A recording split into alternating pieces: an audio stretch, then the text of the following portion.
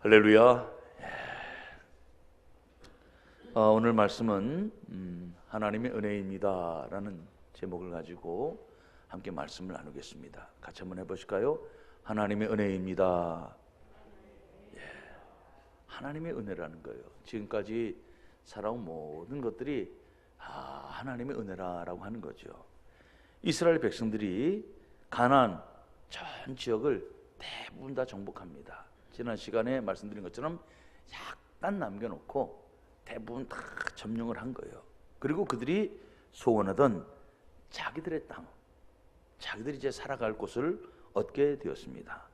오늘 12장의 말씀은 가나안 땅을 정복하기까지 이스라엘 백성들이 이 가나안의 사람들과 어떻게 싸웠는지 그것을 쭉 정리해 놓은 그런 말씀입니다. 특히 그동안 이스라엘이 정복한 가나안 땅의 범위 그리고 왕의 이름들에 대하여 쭉 이야기하면서 이겁니다. 하나님께서 얼마나 큰 일을 행하셨는가, 하나님이 우리를 위하여 얼마나 위대한 일을 행하셨는가, 이것을 우리에게 보여주는 거예요. 하나님 우리를 위하여 큰 일을 행하셨구나. 우리는 하나님께서 하나님의 언약하신 바 백성들에게는 반드시 그 약속을 이행하신다 라고 하는 이 사실을 오늘 우리가 볼 수 있는 거죠. 지금도 똑같아요.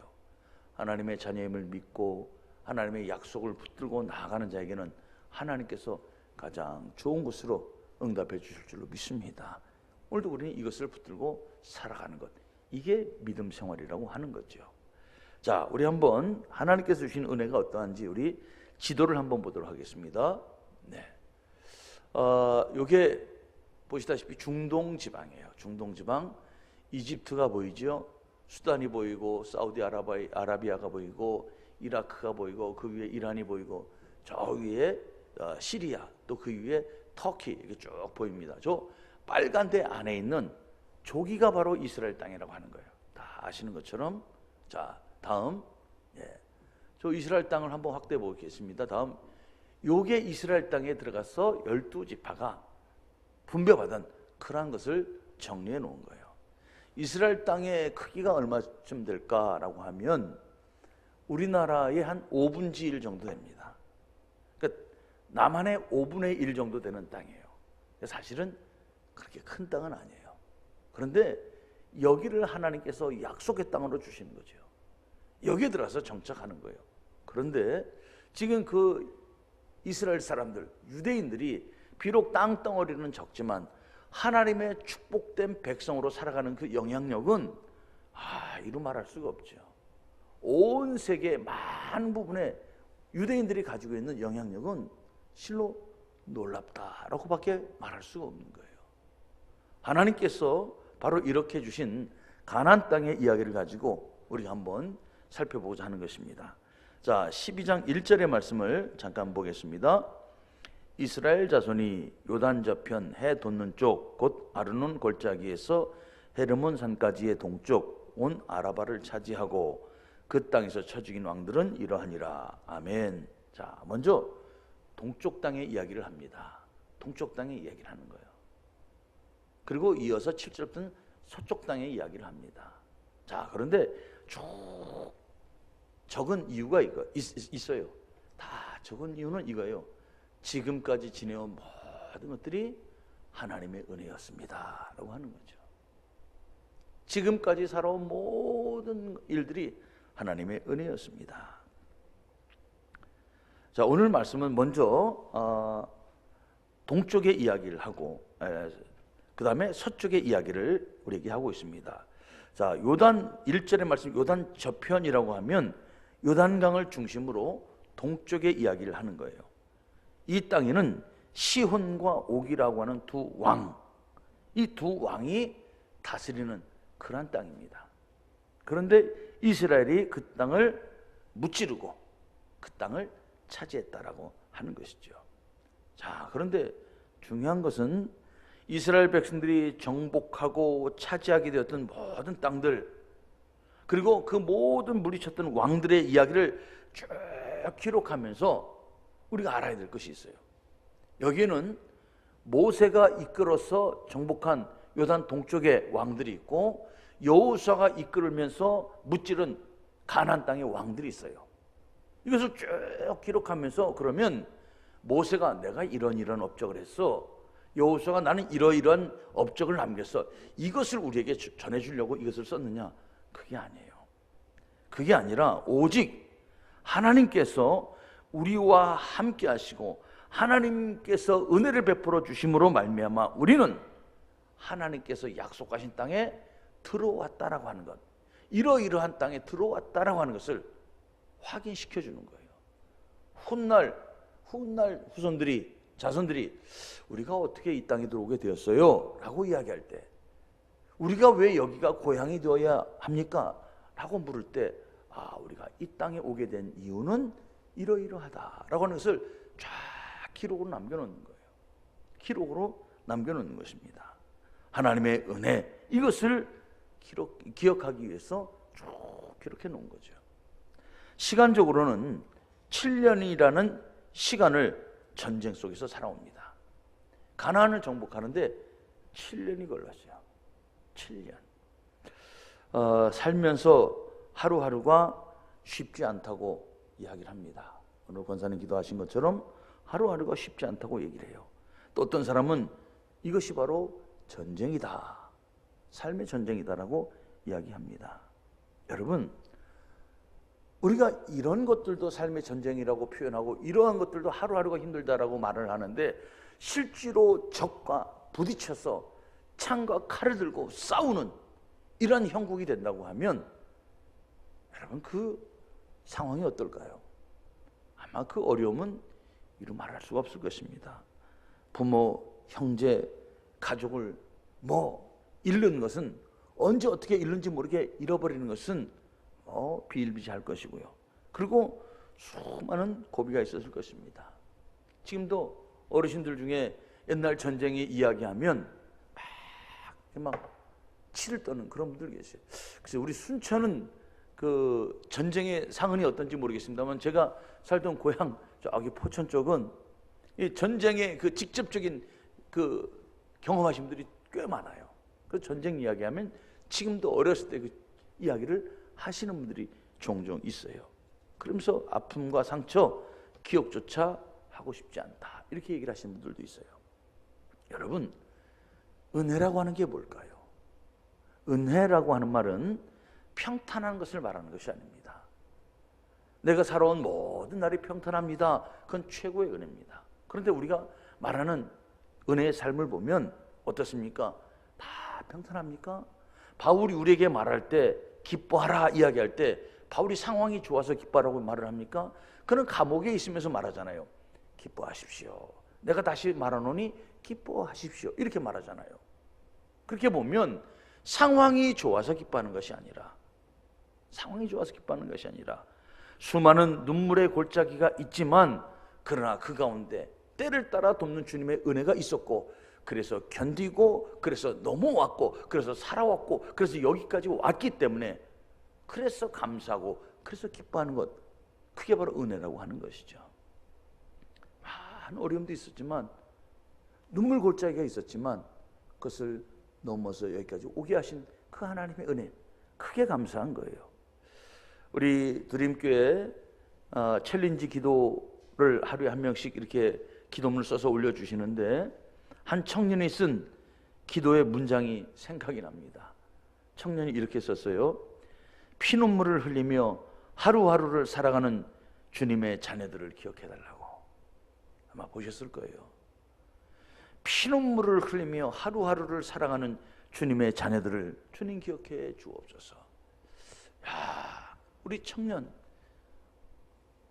청년이 느끼기에도 지금은 하루하루가 전쟁 것 같고, 하루하루가 피눈물을 흘리는 그런 삶 것 같다라고 하는 것이죠.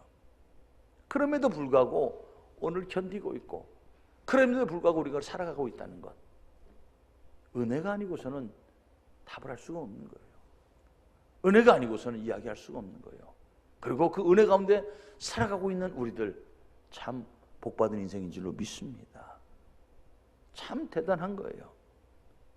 여호수아 이스라엘 백성들에게도 7년의 전쟁의 과정은 정말 많은 고난, 어려움의 시간들이었을 것입니다. 생각해 보면 여리고성을 무너뜨리기 전에 그 여리고성의 견고한 모습을 보고 얼마나 사람들이 놀랐는지 몰라요.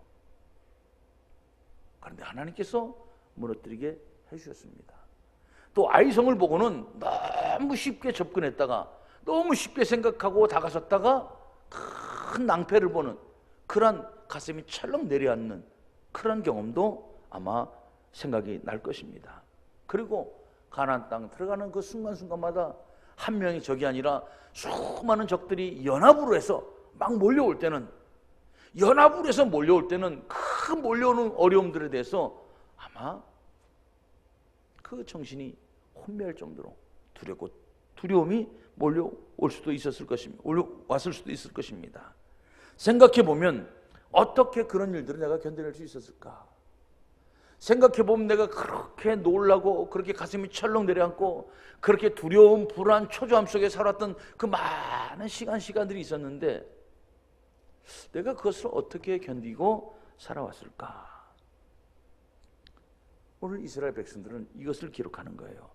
하나님께서 함께 하심으로 싸울 수 있었고, 하나님께서 함께 하심으로 하나하나 이겨낼 수 있었고, 하나님께서 함께 하심으로 여기까지 올 수 있었습니다. 이 얘기를 하는 거예요. 사랑하는 성도 여러분, 하나님께서는 결코 주무시거나 졸지 아니하시며 택하신 자녀들 위해서 일하시는 줄로 믿습니다. 우리는 이것을 믿고 살아가는 것, 이게 바로 믿음의 삶이라고 하는 거죠. 우리는 지금도 코로나로 인해서 많은 어려움들을 겪고 있다고 합니다. 코로나로 인해서 우리가 어려움이 시작된 지 벌써 1년 가까이 돼가고 있어요. 하나님께서 지금까지도 이 어려움을 잘 견디게 하셨습니다. 그리고 곧 끝내주실 줄로 믿습니다. 곧 끝내주실 줄로 믿어요. 이스라엘에게 가나안 땅이 주어졌듯이 우리에게도 새로운 날들이 주어질 줄로 믿고, 우리에게도 좋은 날들을 주실 줄로 믿고, 오늘도 하나님의 은혜를 기억하며 살아갈 수 있기를 주의 이름으로 축복합니다. 자, 우리 7절부터 8절의 말씀 또 계속해서 한번 읽어볼까요? 12장 7절 8절 같이 읽어보겠습니다. 여호수아와 이스라엘 자손이 요단 이편 곧 서쪽 레바논 골짜기에 바알가데스부터 세일로 올라가는 곳 한락산까지 쳐서 멸한 그 땅의 왕들은 이러하니라. 그 땅을 여호수아가 이스라엘의 지파들에게 구분에 따라 소유로 주었으니 곧 산지와 평지와 아라바와 경사지와 강야와 네겝 곧 헷 족속과 아모리 족속과 가나안 족속과 브리스 족속과 히위 족속과 여부스 족속의 땅이라. 아멘. 자, 이번에는 하나님께서 주신 요단 이편 곧 서쪽의 이야기를 우리들에게 쭉 이야기하고 있습니다. 이것은 하나님께서 각 지파들에게 주시는 땅의 모습을 또 이야기하고 있는 거예요. 계속해서 지도 한번 또 볼까요, 우리가? 네. 지도 한번 또 있을 겁니다. 예.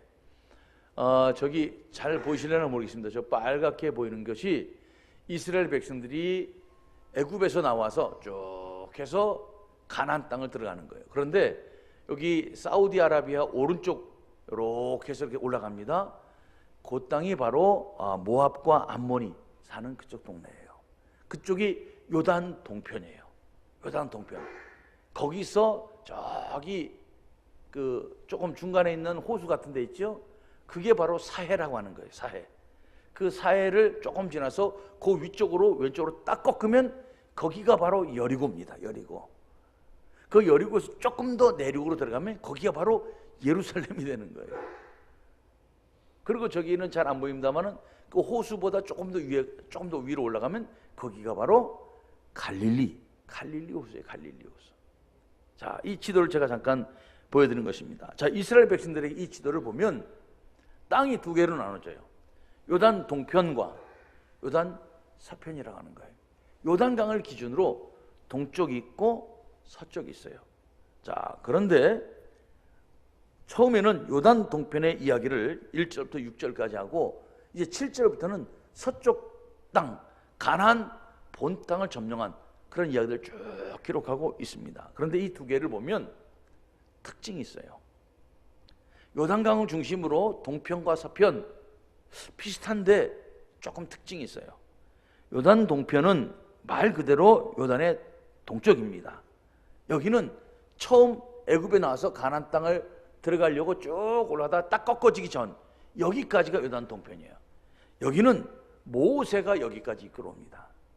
모세가 이스라엘 백성들을 이끌고 여기까지 오는 거예요. 이때 두 왕을 무찌르는 거죠.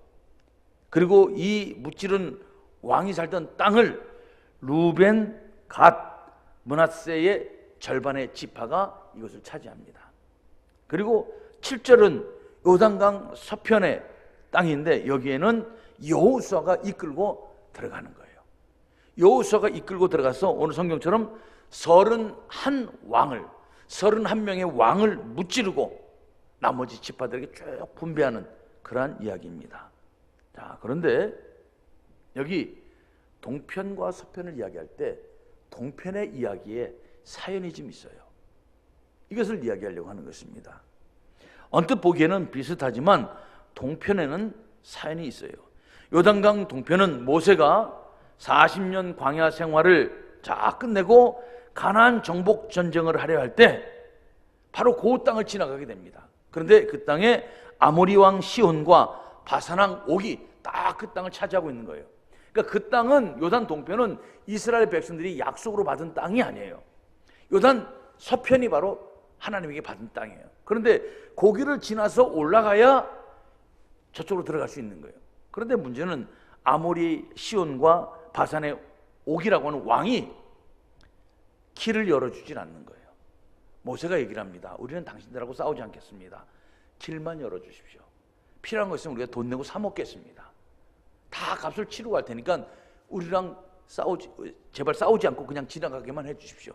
얘기를 해요. 그런데 이 아모리 왕 시온과 바산 왕 옥이 마음이 강팍해져서 그렇게 못하겠다고 하는 거예요. 그렇게 못하겠다고 하면서 오히려 이스라엘 향하여 전쟁을 벌이게 됩니다. 결국 할 수 없이 요단강 동쪽 땅은 약속의 땅이 아님에도 불구하고 전쟁을 치르게 되는 거예요. 그리고 시온과 옥 왕을 무찔러요. 이때 모세는 이들에게 약속을 합니다. 즉 르우벤 지파, 갓 지파, 므낫세 절반의 지파에게 이 땅을 너에게 주겠다고 약속을 하는 거예요. 자, 그럼 왜 이 땅은 특별한 사람들에게 주었느냐라고 하는 게 또 문제가 되는 거예요. 여기 보면 아모리 왕, 바산 왕, 요단 동편의 사람들은 조금 강한 부족이에요. 강한 사람들이에요. 이 사람들이 사는 땅은 좀 좋은 땅이에요. 그 목초지가 있는 땅이에요. 그런데 이스라엘 백성들이 이 왕을 딱 무찌르고 나니까 이 땅을 딱 보고 탐내는 사람들이 있었어요. 그게 바로 루벤, 그 다음에 므낫셋 반지파, 갓지파라고 하는 거예요. 이들이 모세에게 얘기를 합니다. 땅 무찌르고 나니까 이렇게 얘기를 하는 거예요. 모세요, 우리에게 좀 먼저 우선권을 주십시오. 왜냐하면 우리에게는 가축이 많습니다. 가축이 많아서 우리에게는 목초지가 좀 필요합니다. 목초지가 필요합니다. 그러니까 우리에게는 이 목초지를 좀 먼저 주시면 좋겠습니다. 이렇게 얘기를 하는 거예요. 충분히 일리가 있는 얘기예요. 그런데 이 일로 모세가 이 루벤, 갓, 므낫세 반지파를 책망을 합니다. 책망을 해요. 여러분 민수기 32장 7절의 말씀을 한번 볼까요? 이렇게 책망합니다. 너희가 어찌하여 이스라엘 자손에게 낙심하게 하여서 여호와께서 그들에게 주신 땅으로 건너갈 수 없게 하려 하느냐. 아멘. 이스라엘 자손에게 낙심하게 한다고 모세가 그들을 막 책망하는 거예요. 얼핏 보면 우리는 좀 부족도 좀 크고 우리는 또 가축이 많아서 우리에게는 굳이 가나안 땅 들어가지 않고 여기서 좀 머물게 해주십시오. 그럴듯한데 모세는 책망을 하는 거예요. 그것도 이렇게 말합니다. 너 때문에 다른 사람들이 시험 든다 이거예요. 너희들 때문에 다른 사람들이 낙심해서 힘들어한다 이 얘기를 하는 거예요. 모세는 그들에게서 몇 가지 숨을 의도를 봅니다. 첫째는 이기심이에요. 이기심. 하나님의 약속의 땅 가나안을 향하여 그들은 같이 가기로 하고 이스라엘 공동체가 되어서 지금 여기까지 온 거예요. 그런데 좋은 땅을 발견하니까, 좋은 목초지를 발견하니까 생각이 바뀌는 거예요. 굳이 뭐 가나안 땅까지 갈 필요가 있겠어?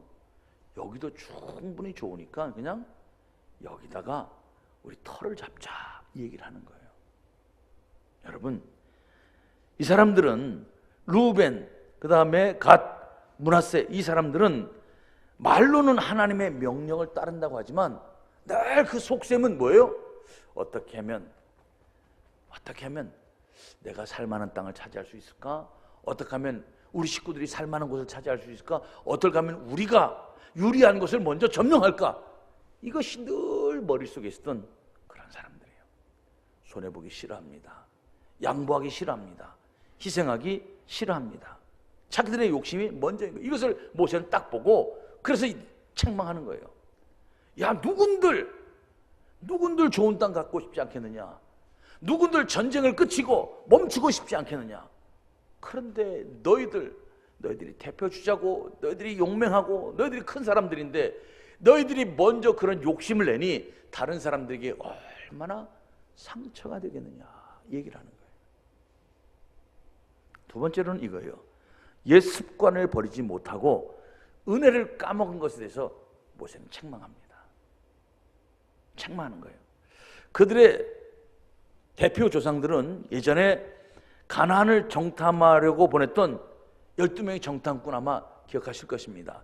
12명의 정탐꾼이 있었을 때 그들 가운데 여호수아와 갈렙을 빼고는 전부 다 부정적인 얘기를 해가지고 이스라엘 백성들이 막 실망하고 낙담하고 막 그랬던 적이 있었어요. 그런데 결국 그들이 하나님 앞에 이것으로 인해서 불순종하고 원망하고 불평하면서 어떤 일이 벌어졌는가 하면 하나님께서 그 불평하는 사람들을 싹 정리하시려고 이스라엘 백성들을 광야로 40년 돌게 합니다. 이스라엘 백성들이 광야로 40년 도는 거예요. 왜요? 그 불순종한 사람들 다 정리하고 다 없애려고 하는 것입니다. 바로 그 사람들, 그들이 바로 루벤, 갓, 므낫세 지파라고 하는 거예요. 그들은 보고 배운 게 그건 거예요. 은혜 쉽게 잊어버립니다. 은혜 쉽게 망각합니다. 옛 습관, 불평하고 원망하고 이런 것들 아직도 버리지 못하고 옛 습관에 매여 있는 그것을 보고 모세가 야단을 하는 거예요. 예수 믿고 교회 다니고 신앙생활하고 이제 하나님께서 주시는 약속의 땅을 눈앞에 있음에도 불구하고 봄에도 불구하고 옛 습관을 버리지 못하고 그렇게 하는 그 모습을 책망하는 거예요. 사랑하는 성도 여러분, 우리가 예수 믿었다고 하면 우리가 예수 믿기 전과는 조금 다른 것이 있어야 할 줄로 믿습니다. 그러죠? 우리가 은혜 받았다고 하면, 그러죠? 우리가 은혜 받기 이전의 삶과는 조금 뭔가 다른 게 있어야 되지 않겠어요? 말로는 은혜 받았다고 하고, 말로는 내가 대표 주자라고 말을 하고, 말로는 내가 책임자라고 말을 하고, 말로는 내가 먼저라고 말을 하는데 가만히 보면 옛날의 습관, 못된 습관 그대로 가지고 있는 거예요. 불평하고 원망하고 백성들을 혼란시키게 하고, 그렇죠? 낙담시키게 하는 이 옛 습관. 옛날에도 그것 때문에 백성들에게 낙담을 줘가지고 얼마나 어려움을 줬는데 지금 또 백성들을 낙담하게 해버리면 이제 이 백성들을 또다시 광야로 돌면 어떡할 거냐고 하는 거예요. 결국 이겁니다. 세 번째로는 공동체를 생각하지 않는 그 마음, 거기에 대해서 책망하는 거예요. 공동체. 그들이 이제 가나안을 안 들어가고 자기들의 욕심만 채우려고 하면 하나님께서 이 공동체를 어떻게 하실지 생각해 보라고 하는 거예요. 이게 오늘 동편의 땅을 얻은 사람들에게 주신 그런 책망이라고 하는 것입니다. 이런저런 숨은 의도를 보았기 때문에 모세는 그들을 책망합니다. 그래서 결국 모세는 이렇게 말합니다. 알았다. 충분히 이유도 되니까 그럼 알았다. 그러면 조건이 있다. 너희들 가나안 땅을 다 정복할 때까지 앞장서서 싸워라. 가나안 정복할 때 앞장서서 열심히 싸우면 다 정복하고 나면 그 땅을 너희들에게 주겠다 약속을 합니다. 결국 그 약속 때문에 그들은 열심히 싸우는 거죠. 그리고 가나안을 정복한 거예요. 그런데 가나안 땅이 다 정복되고 나니까 이제 그 뒤를 이어서 여호수아가 그 약속을 그대로 지켜서 그들에게 요단 동편의 땅을 주는 거예요. 여기 중요한 게 있어요. 하나님께서는 때로는 불합리하고 때로는 우리의 욕심으로 말을 하지만 약속하신 것은 그대로 주신다는 거예요. 약속을 이루시는 하나님이라고 하는 것입니다. 모세의 뒤를 이은 여호수아는 그 약속을 그대로 지키면서 그래 하나님께서 약속하신 것은 반드시 주시는구나 이것을 보여주고 있는 것이죠. 그리고 이어서 요단의 서편 가나안 땅을 하나님께서 각 지파에게 다 나눠주시는 그런 말씀을 우리에게 보여주고 있습니다. 자, 오늘은 말씀을 여기서 정리하려고 합니다. 사랑하는 성도 여러분, 하나님의 은혜였습니다. 하나님의 은혜였어요. 여리고를 지나왔고 아이성을 지나왔고 큰 남방의 연합국의 왕들과 싸웠고 북방의 연합국의 왕들과 싸워서 잘 물리쳤습니다. 그리고 지금 이것을 쭉 기록하면서 옛날 얘기하는 거예요. 옛날 얘기하는 거예요. 아, 그때 참 우리 힘들었어. 그런데 하나님의 은혜로 잘 견뎌왔어. 옛날 얘기하는 거예요. 우리도 지금 힘든 그런 과정 중에 있는 줄 압니다. 하지만 우리가 하나님의 약속을 붙들고 나가면 이 모든 것들 끝날 것입니다. 끝날 때 그냥 끝내는 것이 아니라 하나님의 은혜로 끝나게 될 줄로 믿습니다. 그때는 우리가 또 이야기할 거예요. 옛날 얘기할 거예요. 아유, 그때 참 코로나 때문에 힘들었지. 코로나 때문에 참 힘들었어. 예배도 못 드렸고, 아이고 뭐해서 식사도 못했고, 목사님이 새로 왔는데 신방도 못하고, 목사님이 왔는데 아이고 1년 동안 목사님이 그냥 이러지도 못하고 저러지도 못하고, 우리도 또 목사님 새로 왔는데 뭔가 좀 해보려고 했는데 이것도 못하고 저것도 못하고 했던 시절이 있었지. 야, 그런데 견뎌왔네, 버텨왔네. 이런 은혜의 이야기, 옛날 이야기를 할 때가 올 줄로 믿습니다. 여러분, 하나님의 은혜 꼭 붙들고 우리도 그 은혜의 날을 기억하며 오늘도 힘차게 살아갈 수 있기를 주님의 이름으로 축복합니다. 기도하겠습니다. 아버지 하나님 감사합니다.